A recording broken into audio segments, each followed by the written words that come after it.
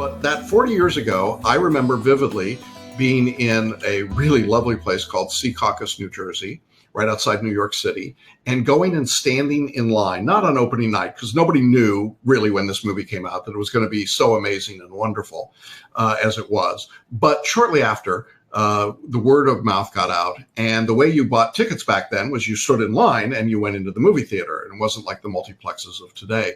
And I can remember standing in line with a lot of people, Sarah and I, to watch this movie called Star Wars. And then we went back and we watched it again and again and again. It was an extraordinary, obviously, cultural event. Well, it's been 40 years since that movie first came out.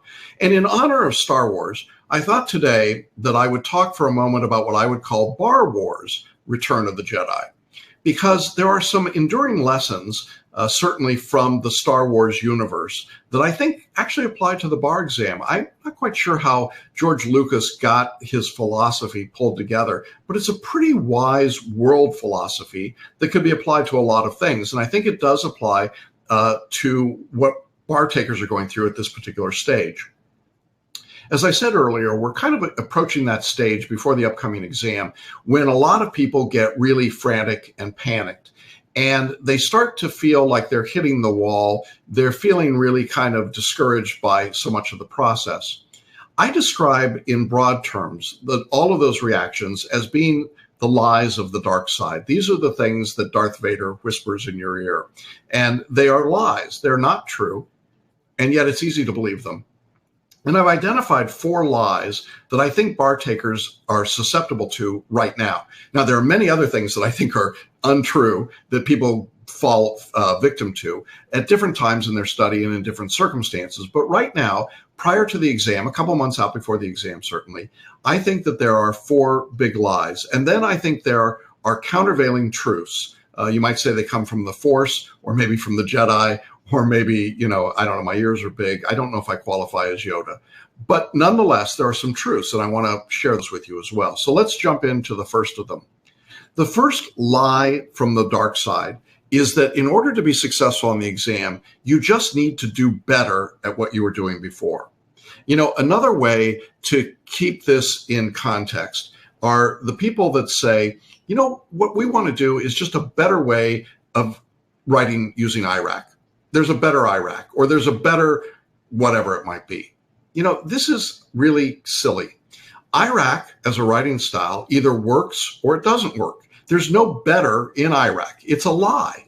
Now, I think you could make a compelling case that when 90% plus of all bar takers in the country use IRAC as their writing style, and the pass rate across the country out of the last exam is roughly 33 to 35%, I think we can make a pretty compelling case that IRAC is not a very effective writing style. You might disagree with that, but nonetheless, I think that's what the numbers empirically tell us. Given that, if someone says to you, well, let's just do a better job of IRACing, what does that mean? How do you do that? What possibly could that be helpful, or how could that be helpful to anyone? And I think the answer is it simply isn't. That there is no better way to do something that doesn't work. It just doesn't work. So what's the truth from the Force here? Well, the truth is you need to do something different. You need to, in this case, write differently. Instead of trying to spot issues, you need to write about disputes and conflicts. You need to show how you analyze using the law, not how much law you've memorized. Now, that is not a better form of IRAC. That is something entirely different. And if you've been an IRAC writer post-law school, and I recognize that virtually everyone used IRAC in law school, but if you've used IRAC on the bar exam, well, the reality is that you probably have had less than optimum success. And if you used it successfully at some point in the past, I would venture to say that today it would not be as effective as it used to be, because the bar examiners aren't rewarding that writing style. They're not rewarding people that memorize and recite these particular rules. Therefore, doing a better job of memorizing and reciting rules isn't going to be effective. So you might say to yourself, well, I'm going to spend an extra 100 hours memorizing. I'm going to do a better job of memorizing. But the basic concept doesn't work. And therefore, there is no better way to do it. You need to do something different.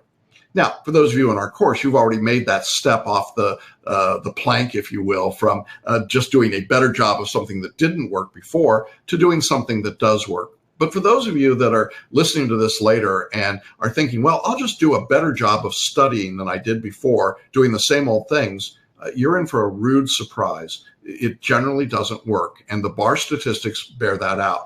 It's a lie when you're told to just do a better job with IRAC or a better job memorizing or a better job reciting rules. Not good, doesn't work. The second lie I think that bar takers hear from the dark side is my equivalent of the Death Star. You remember the Death Star, big, dum, dum, dum, big, heavy John Williams music behind it. The Death Star looks pretty impenetrable to me, right? And in the bar exam, the Death Star is this concept that you have to know everything to pass the exam.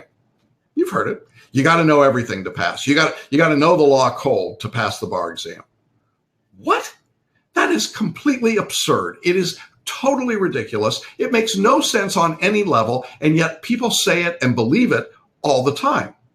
Well, why do they do that? Well, I think in part because if we make it look like the Death Star, then when we, crash and burn, we say, well, it was a Death Star. I mean, man, I just had a little jet, a jet fighter here against the Death Star. No way. I can't possibly win that battle. And we protect ourselves emotionally. But it's not true. It's a lie. The bar exam is not the Death Star, and you don't need to know everything to be successful in order to pass. What's the answer here? What's the truth? Well, you have to find the opening. You remember in Star Wars, the opening? It's just a little tiny spot in the Death Star where they can get in and get down into the reactor core. And if they can find that one tiny flaw, then they can blow up the entire big Death Star. In a sense, that's what the bar exam is about. Getting in and finding the opening, finding the dispute in the question, finding what the law is that turns that question on its head, that makes it easy to unlock it. When you have done that, then you're successful. But if you pound on the outside, if you try to break it open with brute force, if you try to write 2,500 word, 60-minute essays, you're not going to be successful in most cases. And this attempt to use brute force against the Death Star of the bar exam typically doesn't work for people. There's a great line in Rogue One that says, rebellions are built on hope. I love that because I think this is a rebellion when it comes to the bar exam. I think we're part of a rebellion, and the rebellion is built on the hope that you don't have to go out and learn everything, know everything, memorize everything. You simply find the one opening and you shoot through that opening. What's the opening? It's the ability to identify where the disputes are and where the problem is, and then get to that and show how you'd analyze it. If you can do that, you win the exam, you blow up the Death Star, and you get to be an attorney. There could be some mixed metaphors there, but you get the idea. All right. The third lie I think bar takers get from the dark side is that if you fail the exam, that means that you are personally a failure. Right? You can hear Darth Vader kind of whispering in your ear, come to the dark side. I'll give you power. You're a failure without this, right? You're a failure. You can't make it. You can't win. Isn't that what the evil emperor always does? They always try to tell the hero that they're not good enough or strong enough without their evil powers behind them. And it's such a tragedy. It's such a tragedy in the bar because what happens is the bar takers go and they take this exam, they get a failing result, and suddenly, somehow, that becomes an indictment of who they are. I can't be good enough. I'm not good enough. I'm a failure at what I'm doing. And it's such a mistake to take that approach.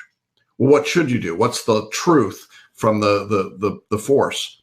The truth is that to get to the point, even the point of failing the bar exam, you had to be a success. You had to be a winner. I mean, think about it.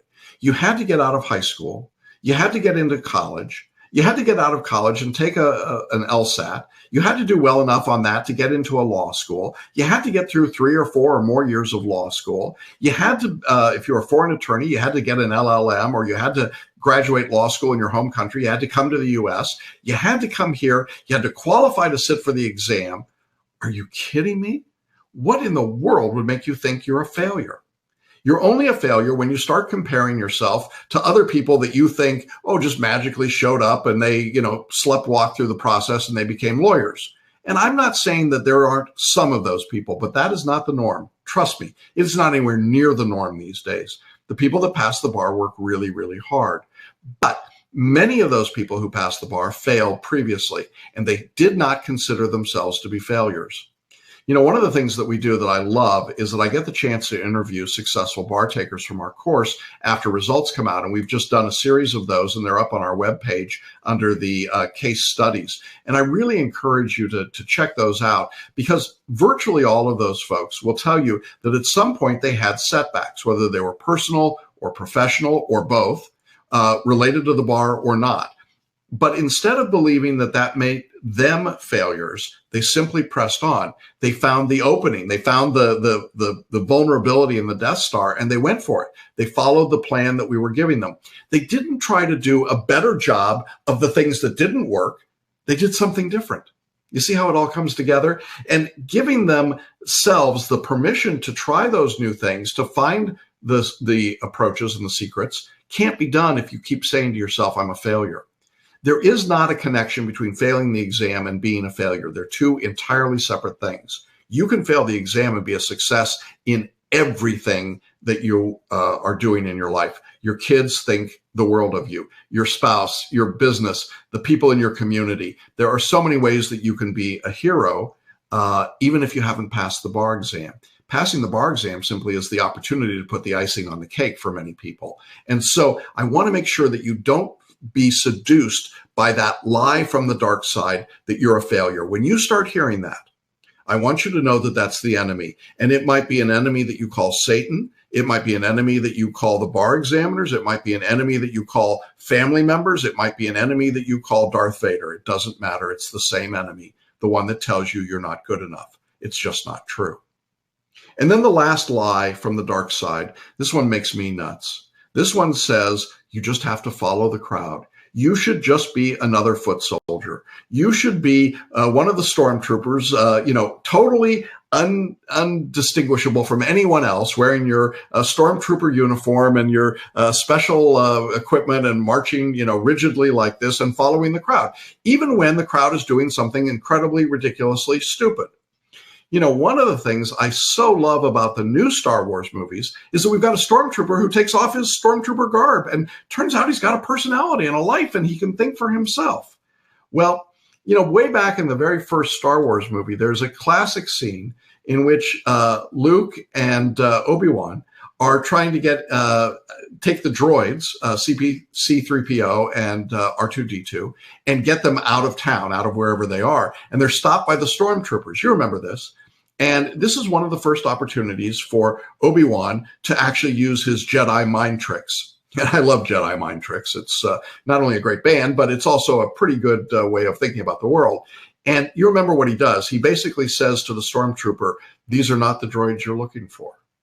And the stormtrooper says, "These are not the droids we're looking for." And then he says, "Move along." And the stormtrooper says, "Move along, move along." It's great, isn't it? Right? Well, here's the thing.